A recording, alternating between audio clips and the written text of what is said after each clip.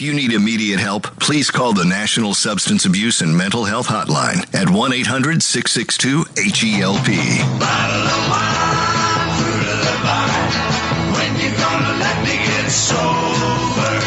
Let me go home and start over.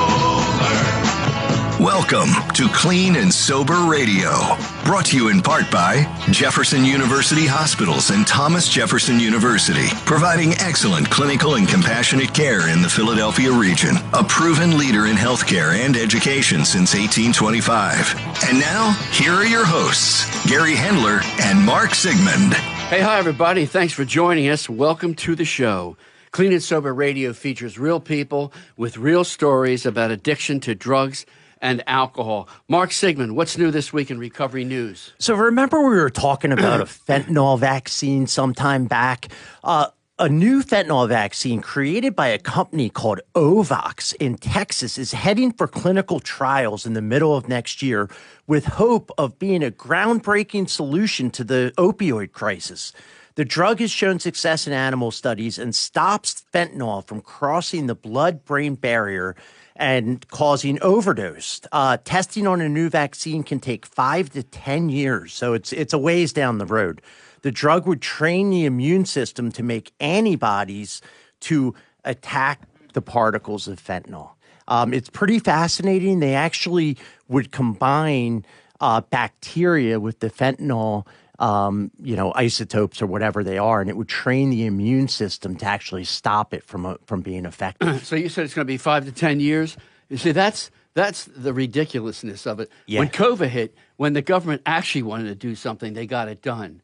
So, all right, what else you got? Yeah, so it's going to be a little while. Yeah. So the founding documents of Alcoholics Anonymous, known as the Big Book, have sold for $2.4 million to billionaire and Indianapolis Colts owner Jim Irsay. Irsay said he plans to build a special display for it and display it in the Alcoholics Anonymous headquarters in New York several months a year, and considers himself a steward of the manuscripts. He considered, he's in recovery for over 25 years, and he ended up buying this, and there's notes from Bill W. written in on this manuscript of the Big Book. Fascinating stuff. He also wants to send it across the country so people can see it. Very nice. Yeah, and he says the only way to stay sober is to give it away. So pretty cool stuff, Gary. Right. And, giving away, we both give away all the time, and our guest gives away. And so that is the icing on the cake.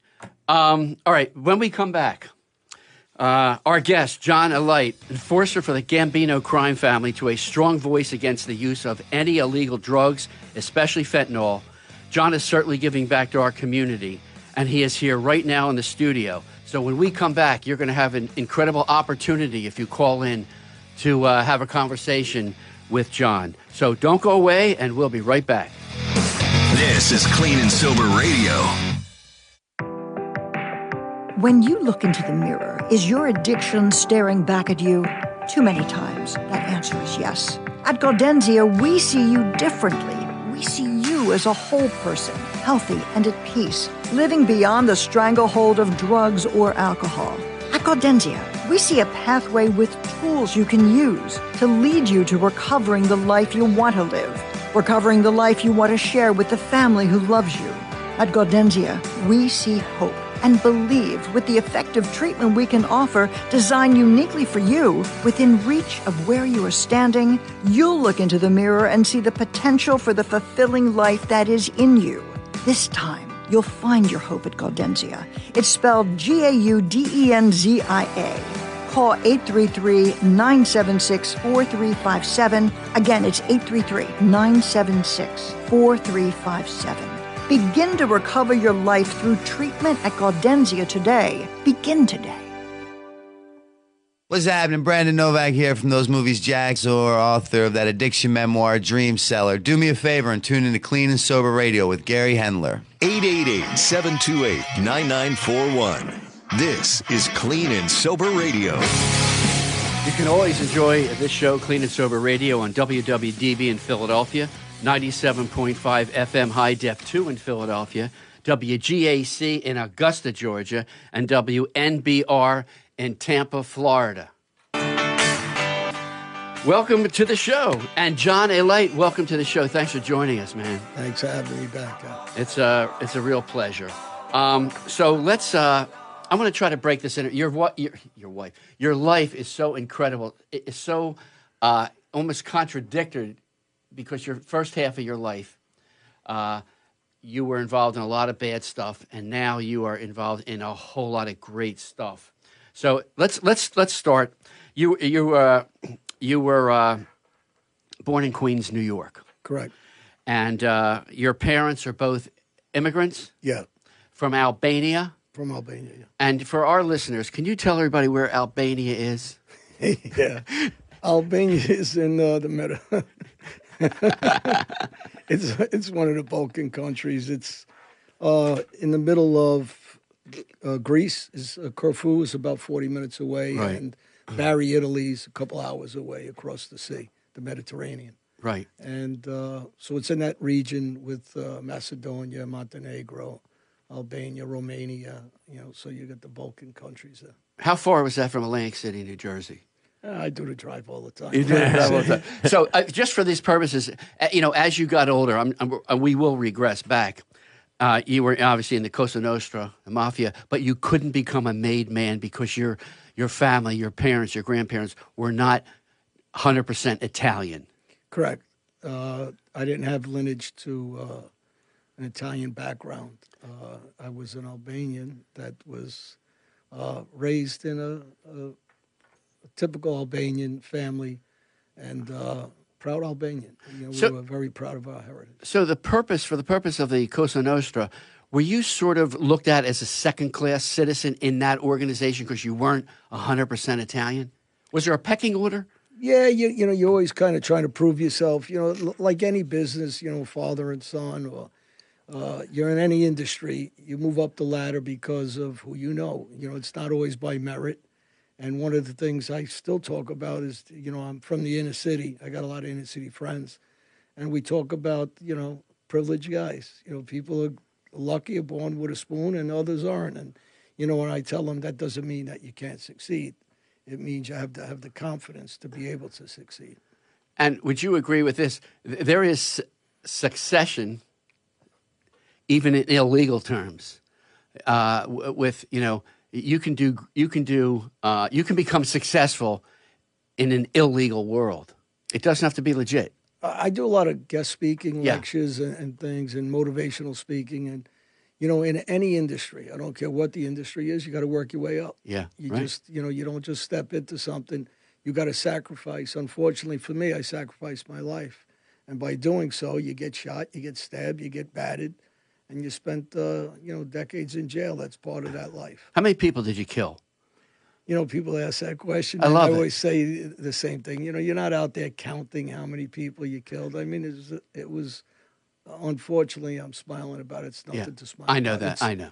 It's, I make light of it to get, to actually deal with it, I guess. And, but it's an industry, obviously, it's like going to war. People don't count what they're doing daily, but, a lot of guys. So it's the best way. The first person that you killed was not actually in the mafia, in that whole, it was before that? Yeah, it was before that. People don't talk about that too often with me. The first guy I killed, it wasn't by a gun. And it was me protecting one of my childhood friends, regular guy. He was in a neighborhood bar called Old Brother Inn. Yeah. And 3 bikers from a rogue biker gang. And they were from the other side of where we live, on the other side of Myrtle Avenue.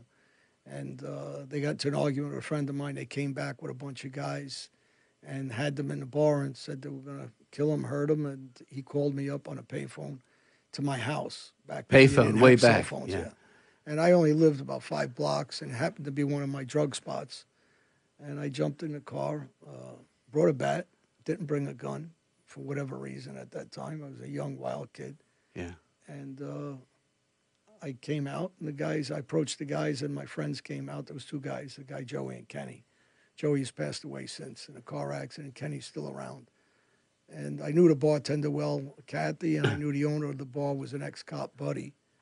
And when I showed up, I guess they didn't know how aggressive I was going to be, and I end up killing the first guy, who was the guy that was instigating the problem with my friend. He was in a coma for months, and then eventually he passed. What'd you kill him with? Baseball bat. So, okay, what does it feel like to kill somebody with a baseball bat? Does it mean anything? I baseball batted 4 guys that day. Those 3 guys, and I baseball batted my friend Kenny by accident. And I don't know. It was a detachment. The way I used to be back then, it was, it didn't mean anything to me, to be honest with you. Yeah. I was protecting my friends, and I was trying to hurt them. I wasn't basically trying to kill them, but, a young guy, you don't realize you're batting a guy across the head, 10, 15 times. You're going to kill him. Yeah. I just want to reiterate to our audience, we've all done some bad stuff. The real accomplishment is when you change your life and you do such great things. And that's what this guy has done in front of us, Mark. Let's go back to your father. I found, reading your book, actually, Darkest Hour, this book, and everybody, you really need to get this book. Can you get on Amazon? Yeah, it's available. This is a great, incredibly interesting book about basically a bad guy who's a great guy now, right? I think I started off like any kid. I was an innocent young kid that was exposed to a life of crime, a life from organized crime. But your dad had an influence on you. Like, you'd have card games and you'd stand behind people and give your dad signals to cheat. And you had relatives, uncles and stuff who were involved in shady stuff. And you told me a story before we came on the air that you were signaling to your father somebody's cards, and you gave the wrong signal, and your father lost a lot of money. Oh, man. So that ride home must have been hell for you. I'm sure. He was screaming at me, but, it's great. People don't realize my father was a gambler. Yeah. He wasn't a gangster. He knew all the gangsters. He hung out with everybody. Yeah. And he exposed me to what he knew, not realizing what he was doing. I love my father. He's still alive. He's in a nursing home. He had some major strokes, and we're very close my whole life. So he taught me what he knew best. And he's coming from Albania with no money. Typical Albanians were, gamblers, smokers, running in the streets. And, they came from a communist country. My grandfather did, my father did. And it was a struggle. And he didn't go to school. He dropped out of school in the 3rd grade. And that was his life lessons to me. Yeah, he had to survive, right? He had to survive, and and at the time he was only concerned in 2 things. It was sports and gambling. And he taught me those things that he knew best. He was an educated guy at that time. He started reading books actually when he got older. He was actually on his behalf, not because he's my dad. He gave me some good sound advice over the years that I didn't take. And I took the stuff that I wanted to take. He never wanted me to be a violent guy. He tried everything, beating me up and chasing me out of the house. And then he didn't want me to get killed in the street, so he'd take me back in. And, as a kid, you don't really see it. As a father now, you do see it. Oh, absolutely. Hey, if you're just joining us now, everybody, we're talking to John Alite, and he was the enforcer for the Gambino family. Did a lot of really scary stuff, paid the price for it, and now he's doing incredible stuff to give back. I love the fact that you were an incredible athlete also in high school, and you were given a scholarship to the University of Tampa. Correct. And you had an issue with your shoulder or something. My elbow. Your elbow. And your doctor said you needed surgery, and the coach said you just needed shots. And was that the wrong thing? Well, I want to tell you, my coach was Coach Kavanaugh. He was a pitcher, I believe, for St. Louis. Sabin, who became the manager of San Francisco, when Coach Mullery, Pete Mullery, was a coach from high school originally, Tampa Catholic. He won all kinds of champions. He was a great coach. So I'll never take nothing away from him. It was his opinion at that time that to take the shots. My doctor for the University of Tampa was actually New York Mets physician. And he sat with me and he talked to me. And Pete at the time was like, if you don't take these shots, I'm going to kick you out of off the team. And he was like my father, so I really respected him. He says, I'm going to kick you off the team, and there goes your scholarship. You'll be going home. So, my family didn't have the money, and he was, a competitive guy, Pete, and again, a great coach, but that's all he knew. He didn't mean to harm me. Sure. I'll never say nothing against him because he was a winner. He brought that school and University of Tampa, won some World Series of colleges, and he was a great coach. Just this is, the problem is, people, it's their opinion, and they're hardcore guys. They grew up hard and they teach you hard. So I get it. I just, it happened to be the bad choice, the wrong choice for me. So you were very upset or devastated after that whole thing went down, and is that when you turned to maybe boxing? Is that what you wanted? No, to do? I started boxing also at a young age. My father had us in the ring. I got pictures when we were 3 and 4 years old fighting, and he just made sure that every day we ran, we did our push-ups, we threw a baseball around, we threw the rubber-coated hardball against the wall in the schoolyard and fielded ground balls. He'd take us to the park. So that's all we ever did. But when baseball went sour, I tried to go back into boxing. I had epilepsy. I was supposed to fight back at 10 years old in the Junior Olympics. I was going into the ring, and they wouldn't let me. They wouldn't approve me. Do you think that the way that you grew up as a young boy, not violence, but it wasn't. It was a lot of boxing and all sorts of stuff. Do you think that is what precipitated you getting into into crime and doing stuff? And also, I want to know how your parents dealt with you, because it seems like your father was a straight shooter, a tough guy. But how'd they deal with their son who was beat me up all the time? Beat you up all the time. But listen, again, like it was hard for them to deal with me. I don't think it was what he taught me per se. It was, I talk a lot on my shows, because I do shows which podcasts. Yes. And I talk a lot about your zip code. Where you live is where you become. If you stay on the streets like I did. Yeah. And, you're following our neighbor. Our neighbor was all gangsters. My little girlfriend, I've said it on many occasions, her uncle and father were made guys with Lucchese family. I started running around for them as a kid. And my boxing coach, Ito, was also a bookmaker, and he was an ex-pro fighter.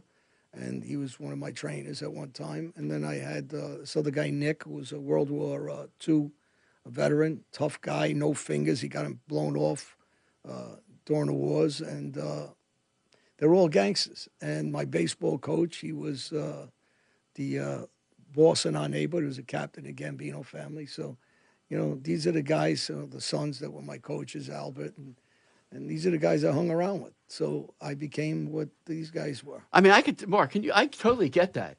Absolutely. If that's your environment, you're not in the library all day. Right? I didn't really see anything wrong with it, and I did simple things like stealing parking meters.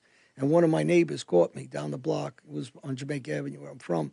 And he was yelling at me, and he called me over, and I didn't run away. And I was like a little near him, like, you're skittish, but you're not running. And he was not mad that I was stealing the parking meters. He was mad the way I was doing it. So he wanted to teach me how to do it. He says, don't worry, everybody wants you to take them. Because at that time it was 10 cents a meter. Yeah. So as we're taking them, all our neighbors are okay with it. And then we started to understand certain crimes are good, certain aren't. If you're going against the establishment, it was good to take the meter. Well, when you say take the meter, did you saw the meter That's off? that's what we were doing originally. We were shaking the meter out of the cement. Yeah. And trying to loosen the cement up. Gosh. And eventually we take one or two and run it off with it. And we get a butter knife and turn the head over and get the dimes that take you forever. And he told us, go get a pipe cutter. Okay. And then, so we started getting pipe cutters and taking the heads off of them. And then we learned how to open them up with a drill set. So we got an older kid to help us. And so your crimes... Kevin and Timmy, that's for you guys. They were good guys. they were part of my capers. Bigger and bigger and bigger. And then was the big time when you got with the Gambinos and the Gottis? Was that like you hit the jackpot? Now I'm going to be really respected because I'm with these guys.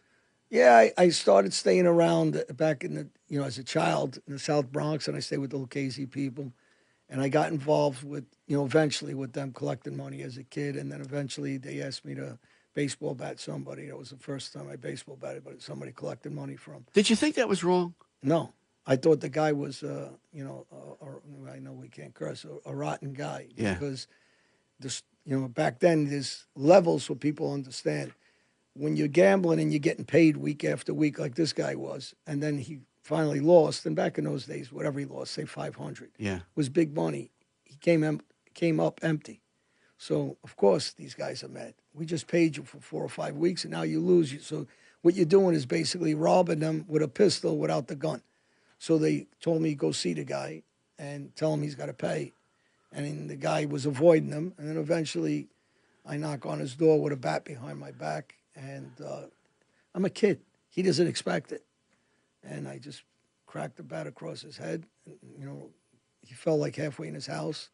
And I continued to bat him and told him, you better have that money. So you were sort of like a baseball player in a way, right? Well, you're comfortable with the bat because you use it, and it was very fast. It was very quick as a kid. And believe, in anything, sports, it's not really strength, it's speed strength. Do you think, John, if you would have been successful in your baseball career, let's say nothing happened to your hand, do you think you would have still been attracted to a life of crime? No, I mean, logically you would say you might be still, interested in it. You'd still like these guys. You'd probably hang around here and there, but, you would take your path where it is. And eventually what happened now is you get older and you become successful the right way. Yeah. You start realizing, these guys are good guys, but got a lot of faults in them. Yeah. I talk about, when we're in Philly, I talk about Joey Molino a lot. Right. A lot of, see guys knocking them left and right, but I don't. I think that he was good at what he did. He's successful. You got a lot of jealous people. I mean, it ain't the greatest life, and and I think if he had a choice and could go back as a jockey, as a kid or something, he would have stayed that route. But on the other hand, he was loyal to what he knew. I also think that as we age, our brains change, and what was exciting and what was all this other stuff, it starts to change, and you start to think, wait a minute. I'm lucky I'm still here, and now maybe I should be doing something else. As a kid, you don't think about the consequences. Right. And you love the adrenaline. And, people don't understand it's not all about money. It was about the excitement. Right. We'd run out, get dressed. We'd go to the corner. You're slinging drugs, and, we're meeting guys. We're fighting other guys from another neighborhood for no reason, basically. You're robbing the airport, you do hijacking trucks. It's always excitement. And that gave you respect from a certain kind of person. I got to tell you, most of the adults, the legitimate people, respected you. So that really screws the way you're thinking, too, because you got adults that are successful businessmen kissing your butt because, you're who you are or who they think you are, and they see you staying with all kinds of gangsters, and they see us getting out of, I'm driving around with this, this guy George Gotti at the time. He had a nice caddy, dressed real slick. He looked like an Omar Sharif guy, and, they'd see me get out of his car to say, oh, this kid's with this guy. It's like the Bronx Tale movie, right? Yeah, it's like the Bronx Tale. Any of these movies are made from these stories. Of course. Listen, if you're just listening to us on different mediums and you want to watch us do the show with John Alite, go to Facebook and go to our page, Clean and Sober Radio, and you can watch us right now do this show, just like these folks. God, this is a big list. Laura Story, Suzanne Duncan, Todd Klotz. Todd Klotz says, another day, another meeting, and still clean. Mark Sigmund. Todd Klotz says, I stepped up and I am chairing a new meeting. Good for you. Mike Brill is watching. Laura Story says, hello, guys. It's been a while since I've been in the background, but I'm back. Just to let everyone know, I can just... I don't know what it says here. Anyway, 15 years clean. Good for you. Rhonda Hope is watching. Mimi Dorshu is watching. Andrea Diaz. My beautiful wife. There you go. A lot of people. We'll get to everybody. We're going to take a break now. When we come back, we're going to continue this incredible discussion from this incredible guy, John Alite. We'll be back. This is Clean and Sober Radio. A cancer diagnosis can knock the wind out of you. The Sidney Kimmel Cancer Center at Abington Jefferson Health can help. Our brand new Asplund Cancer Pavilion brings you 86,000 square feet of cancer-fighting science for truly comprehensive care. Backed by the strength of an NCI-designated cancer center. Call 1-800-JEFF now. The Sidney Kimmel Cancer Center at Abington Jefferson Health. The power to outscience cancer. Hey everybody, this is Tommy James, and you're listening to Clean and Sober Radio, and so am I. 888-728-9941. This is Clean and Sober Radio. We're back. We are back. What a great story John Alite has. Amazing. In the extreme, it's like we can get better as long as we're alive, and we can change. Yeah, it's redemption, right? I mean, all of us have our skeletons and all that stuff. And, you know, you get in recovery or you go out and you help people like John is. He's going into Kensington all the time, which, you know, nobody wants to go to Kensington, you know, and it's amazing stuff. It is. And, you know, I think people are fascinated with jails, crime stories, and this is no different. Yeah, absolutely. I mean, John, you did so much crazy stuff. You killed so many people.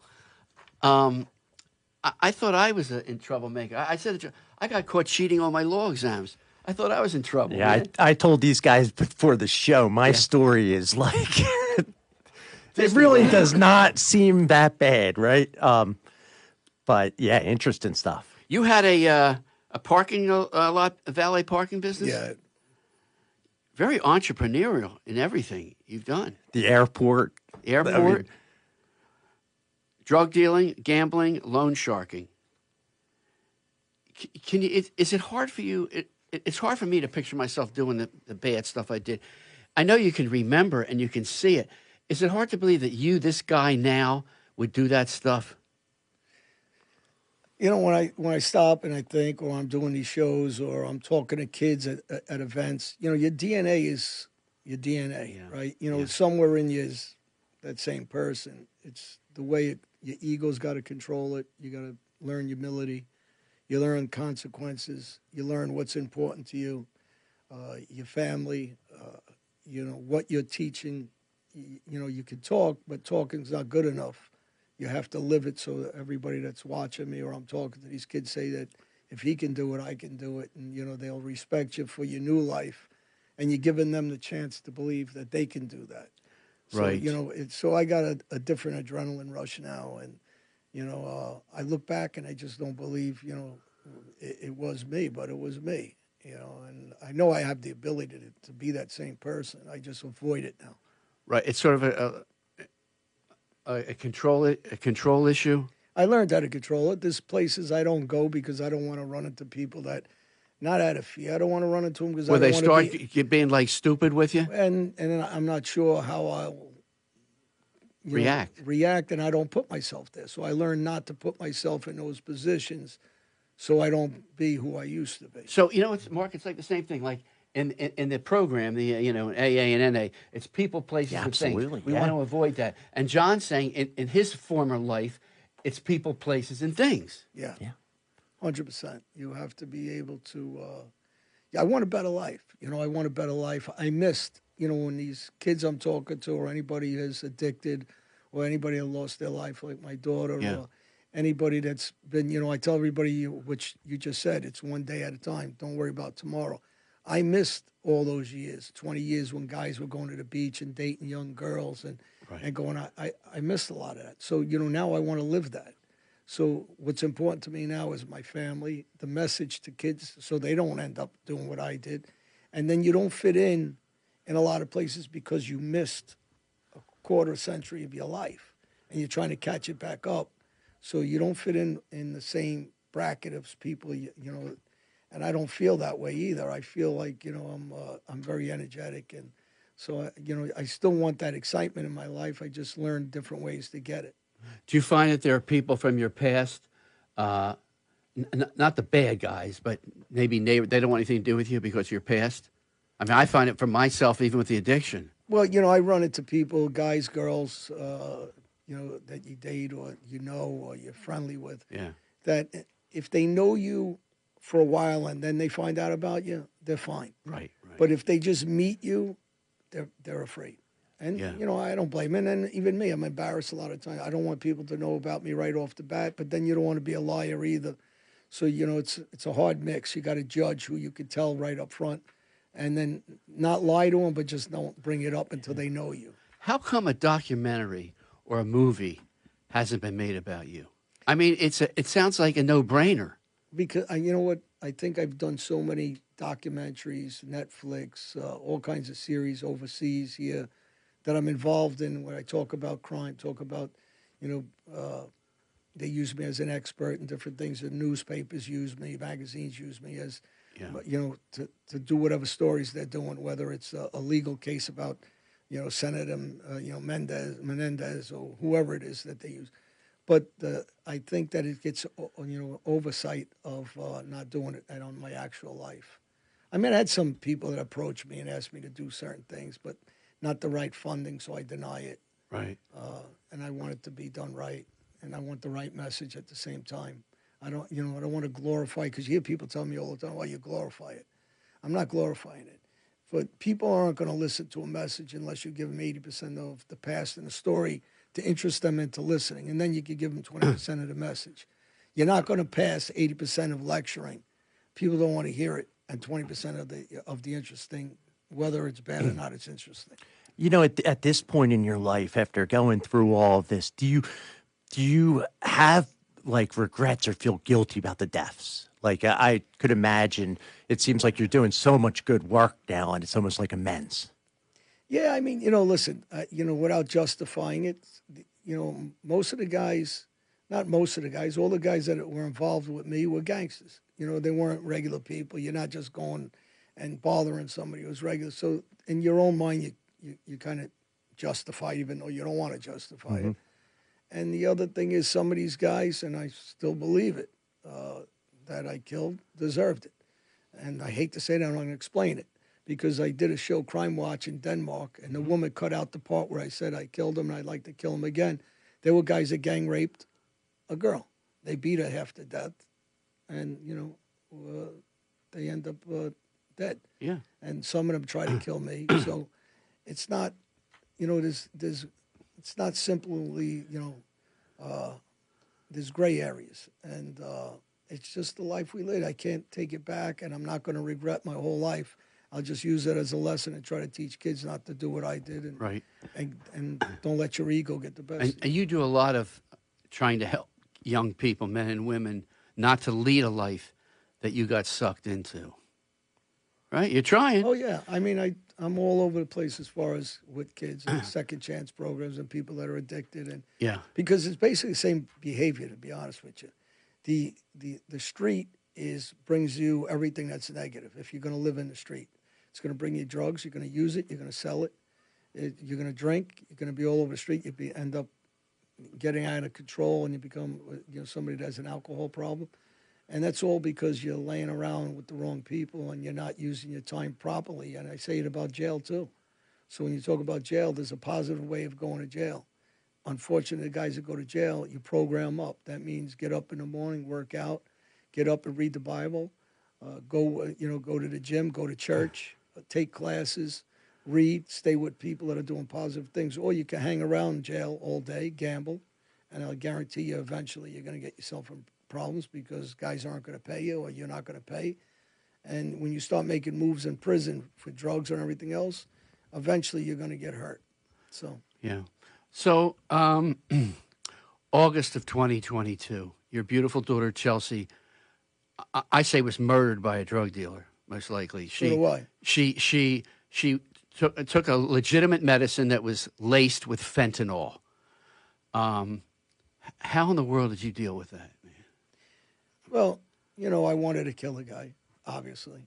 I went past, and I never talk about this, the police know this, because they had surveillance, and they knew I was by the house several times. And this is when I changed my life, and I fought myself, kill him or not kill him. It's not going to bring my daughter back. But, people say, and I hear this a lot too, because you got a lot of negative people. They try to get my goat. My daughter wasn't a killer. My daughter wasn't a drug dealer. My daughter wasn't a gangster. I was. So it's not karma, because it's about my life, not hers, and it's her life that she lost. And she didn't live and she wasn't in my shoes. But, then they'll tell you, well, you were a drug dealer. Yeah, I was. And the difference of these guys that are putting fentanyl in is like putting arsenic. When you ask me for a glass of water and I give you water and I put arsenic, you didn't know what's there. She didn't ask for fentanyl. Right. So he killed her. If she asked for it, then I wouldn't be as angry or want some sort of justice. But also, I don't want to blame just one person that's out on the street selling this. You know, they're letting these borders wide open, and fentanyl's coming in like crazy. Yeah. And nothing's being done about it. You hear on the news all the time about gun deaths, and there's probably around, I think the high number is 24,000 a year, which is 10,000 of that is suicide, and only about 2% is from illegal guns. It's all illegal guns. Border, again, it's open. And yet, fentanyl's killing over 100,000 in opioids a year. And they're not talking about, it's 10 times the number, actually. But why isn't there such a big push for fentanyl and opioids in this country? Good question. You talk about guns. Can you tell us a little bit about Chelsea? Can you tell us what kind of kid and woman she was? And Well, she was a great mom when she had the baby. Right. I used to look at her and smile because, you know, like everybody, we all have our own demons and problems and depressions, and, you know, she's no different than anybody. But as a mom, she would make sure that her son didn't stay on the computer all day, which is something maybe I wouldn't have done. She did it. And she would say, no, you got to go out and play. You know, you can draw, because she used to paint. She used to paint with she loved animals. She liked to joke. I would joke all the time with her, and she would laugh like crazy. And, you know, she was close to me. And like any other daughter and father, you know, you have your differences, you fight. But, Sure. you know, you love each other. You know, she was a good person to people. She was a good friend. And she wasn't an addict. She used Percocet to sleep sometimes, you know. Okay, it's legit. Yeah, like any other kid. Listen, I grew up with all kids. My whole neighbor was using drugs. They weren't drug addicts. They were all recreational, whatever. She was depressed. She'd pop a perk. Yeah. You're not supposed to die from a perk. For people that don't know, you might get addicted to perk, I guess. Or, you know, if you do too many, maybe she was doing too many. I would get on her for it. I knew she was doing it. I couldn't stop her. I wanted to stop her. But she took one perk. Whether she took 2 perks, you're not supposed to die. You know, so these kids are overdosing because they're smoking a little weed, and there's fentanyl in it. They're doing a line of coke. Oh, yeah, sure. They're not aware of it. They're doing mescaline or ecstasy or actually fat-burning pills, and they're dying. And so this is murder. This is like I said, this is not somebody saying, hey, can I take, you know, can you give me fentanyl? So you know, I'm one of these, you know, I'm a realist. I understand the world. I understand the street more than anybody. I grew up here. So am I mad at that guy? Yeah, I'm mad at him because he pressed these pills and he made fentanyl. Was he prosecuted? Yeah, he was prosecuted for something else with somebody else. Drug dealing, you know, in and out of jail. And, you know, maybe, I'm not saying greed, stupidity. I don't think he intentionally is trying to kill my daughter, but maybe so. But I didn't care about that. You killed my daughter. She didn't ask for that. Did I want to kill him? Yeah. Did I kill him? No. I'm a different person. If it was ever years ago, I wouldn't have thought about it. I would have just killed him. I think that's really a testimony to your, I don't want to say the word maturity, but your change of how you process certain events. Well, I process it. I don't mean to cut you. I process it, but I'm also, I believe strongly in God and faith, which years ago in all my prisons and everything, I didn't. I'm very faithful. I go to church almost every week if I can. Mm-hmm. I believe God has a plan, and I guess this is it. And I believe certain things happen for a reason, and for your audience, I can tell you 2 things that happened. After my daughter died, I went to Las Vegas. And for the people that don't have faith, they can explain this to me. And there's several other things. But I went to Vegas. I was filming a movie. And I was really upset about my daughter. It was her first time when she died, her birthday. And I went out, called my sister. I went back in. She says, you know, your daughter's with you. And I sat at a bar to have breakfast because the restaurant was packed. And a young couple sat next to me. And the waiter asked her for identification, and I said, why? And I said, I didn't see you give anybody else. And she says, well, because you can have alcohol here. So I got off my seat and gave her my seat because the boyfriend took a seat, and I teased him that you didn't give her a seat. And she said my birthday is the exact day and of my daughter and year. So what was the odds of that after I called my sister? But now this year, I was in Europe. I was in Albania. And I went to a cafe. I prayed on August 13th, because her birthday's August 14th, for a sign from her. I went into a cafe. I walked out of that cafe for some reason. I walked to another cafe. It was 6 blocks away. I was only there once at the time. I met a young girl there that was working. She was a nice kid. And she waited on me again. And she says, how are you? I says, good, how are you? And she went in and left. She came back. She was all dressed. And I said, why are you all so dressed up? And she goes, oh, today's my birthday. So it was 2 years in a row, girls that were interacting with me. Their birthday was my daughter's birthday. Now, people could say that's astronomical odds, or is that God to tell me that your daughter's around and faithful? Whatever works for you. Yeah, for me, it's God. Yeah. It's just something made me go to that cafe and walk out of the other one. Absolutely, yeah. So, when people question faith, I don't. Yeah, I mean, what the chances of that would be 1 in a billion. I mean, it's I mean, unbelievable. And to interact with me and sit next. Exactly, me and you, we can go out today. Yeah.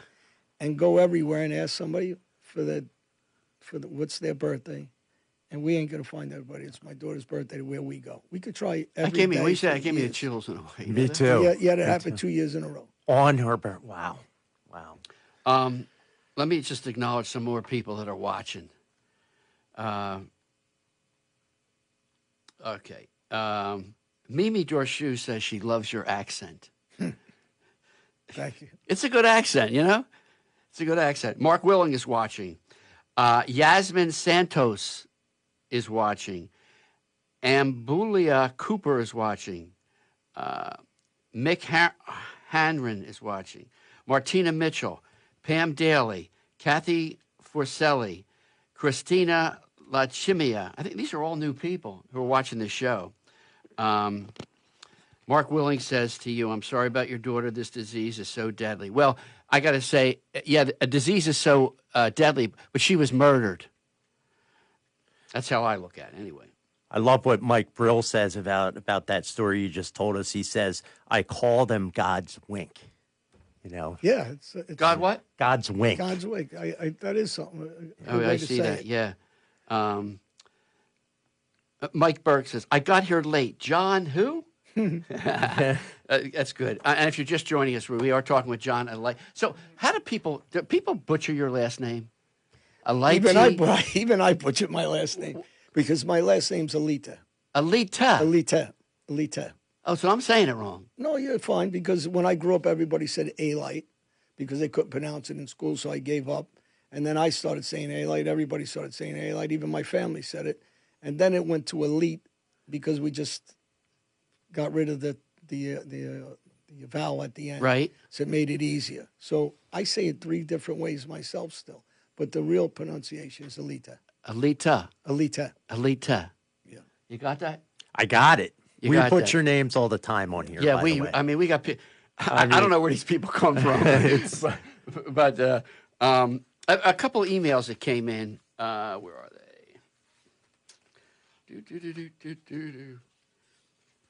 Oh man, I just had them.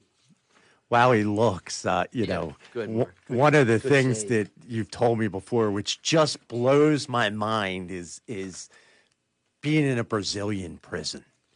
Yeah. I mean, what was that like? It was fabulous, Mark. I mean, it does not sound, You're in jail when you're in Brazil prison. Put it that way. Yes. It's not really a jail. Honestly, it's a concentration camp. And George Anastasia was the writer of one of my books, Gotti's Rules, and he did a great job with it. He did a lot of research, and there wasn't one advocate group allowed into that prison. It was that bad, dangerous. Conditions were horrific, and you realize you made the wrong choices in life when you end up there. And there was all kinds of murders there. There was all kinds of diseases. You couldn't breathe. We were so below.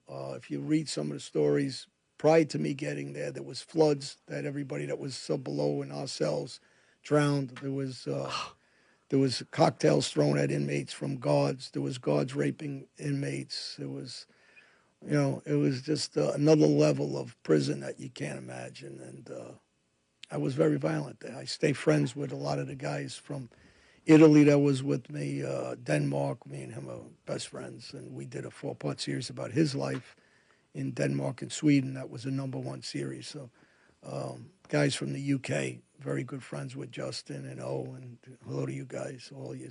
A lot of respect from Spain, from Turkey. Nereo, another friend of mine, almost died there from Italy. He's in Spain now, so we all stay tight. These guys did a lot of interviews about what I did in those jails. We're going to take another break, and we'll be back. Yeah. This is Clean and Sober Radio. When you look into the mirror, do you see your addiction to drugs or alcohol staring back at you? At Gaudenzia, in that mirror, we see you, healthy and at peace. At Gaudenzia, we see the tools you can use to recover the life you want to live. Hope is in the effective treatment we can offer, designed uniquely for you.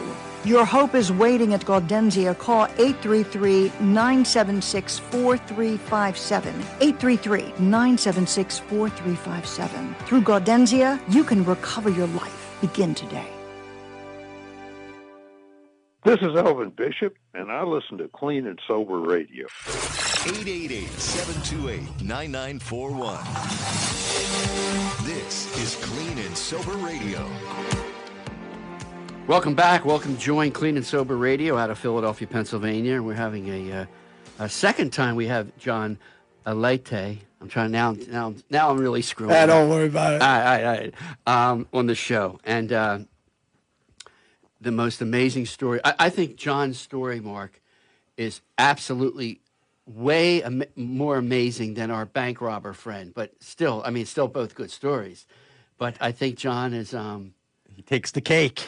For takes sure. The cake, and the amazing thing is, he didn't stay in that and die in that. And he's helping addicts all the time on the front lines. On the front line. I mean, that's just such an amazing thing. It's weird how your brain can reattach itself correctly or switch off or switch on to be able to make a transformation like John has made. So, and you know, for people listening, it's like with recovery, like, it's the hardest work ever to make a change like that. I'm a therapist, and to actually be able to change, and it's like us with stopping and everything. It's not easy, you know.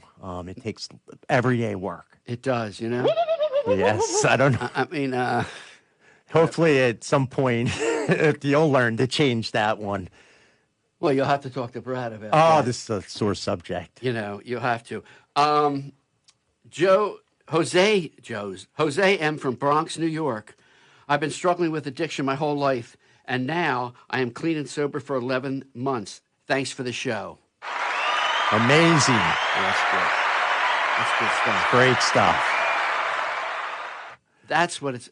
See, that's the thing. Like, John, the giving back in so many different ways you don't even know you're giving back. I mean, somebody can be listening to this show right now and is doing a lot of bad stuff. And maybe he hears one thing that John said, and maybe he says, maybe I don't want to live like this anymore. Transformation, you know, and if anybody's listening to this show, you can change, right? If anybody's struggling with addiction or criminal behavior or whatever, I mean, it's just a testament to it. What does this mean? Great show. This is Mark Willing. Mm-hmm. Gary will never sleep with the fishes.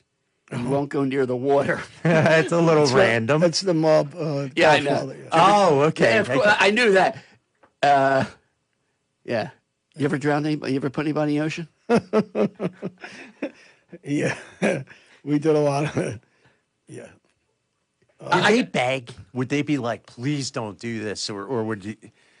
You know, in that life, doesn't matter what any of us beg, including myself. You know, when something's supposed to happen to you. I mean, guys batted the hell out of me and hit me with a car, and, you know, it's just part of it. I didn't beg. I mean, I didn't beg because I know better.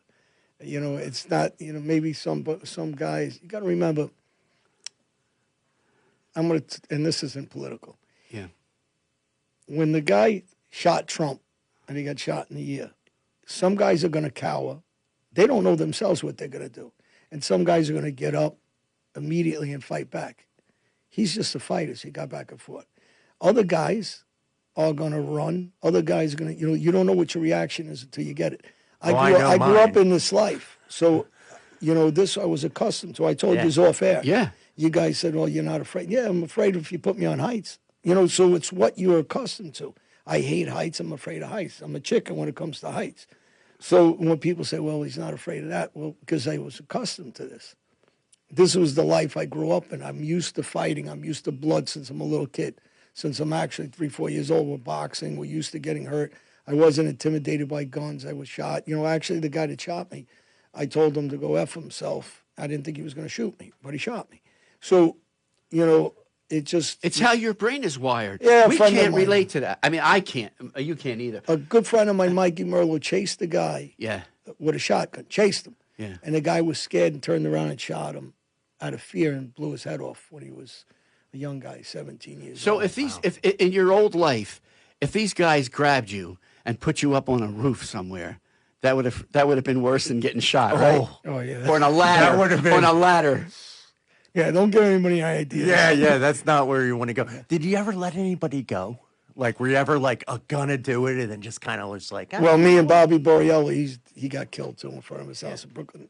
John Gotti Sr. asked us to go to construction site. I've talked about this before. So we went up and we were on the outside elevator. It's pre-construction. And only the beams are up. So we went up to get the guy, and he was towards the edge, and whatever floor it was, 20-something floor. And we told him, come here. And he goes, no, come over here. oh no. So we go, no, come here. And he wouldn't come over. He knew something was wrong. So we both went down the elevator. We go, we'll wait for him to come down. But he wouldn't come down that night. We waited for hours.